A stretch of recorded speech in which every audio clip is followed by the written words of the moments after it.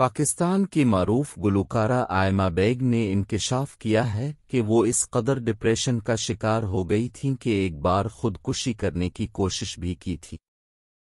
آئمہ بیگ نے ایک انٹرویو دیا تھا جس میں انہوں نے ڈپریشن، آرتھرائٹس کی بیماری میں مبتلا رہنے اور خود پر متعدد سنگین الزامات لگنے سے متعلق کھل کر بات کی۔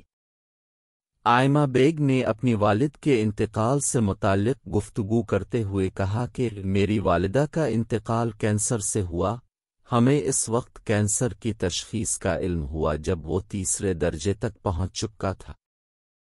گلوکارہ نے کہا کہ میری والدہ ہر بات دل میں رکھتی تھیں، جس کی وجہ سے انہیں ڈپریشن ہوا اور ڈپریشن کی وجہ سے ہی والدہ کو کینسر ہوا۔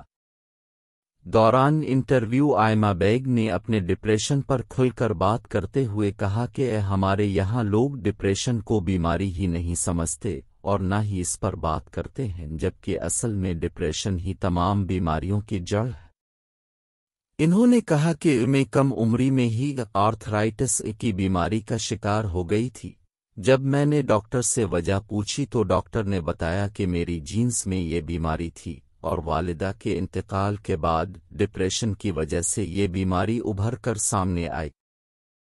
آئمہ بیگ نے کہا کہ جب میری منگنی ٹوٹی اور مجھ پر برطانوی خاتون ماڈل نے اپنے سابق بوائے فرینڈ سے تعلقات کے الزامات لگائے تو اس وقت میں اور میری فیملی صدمے میں چلی گئی تھی۔ گلوکارہ نے کہا کہ ان سنگین الزامات کے بعد تنقید کا سامنا کرنا پڑا، جس کی وجہ سے مجھے شدید ڈپریشن ہوا، اور اسی دوران میں نے ایک بار خودکشی کرنے کی کوشش بھی کی تھی کیونکہ میں زندہ نہیں رہنا چاہتی تھی۔ انہوں نے کہا کہ اس مشکل ترین وقت میں والد نے عمرے پر جانے کا کہا۔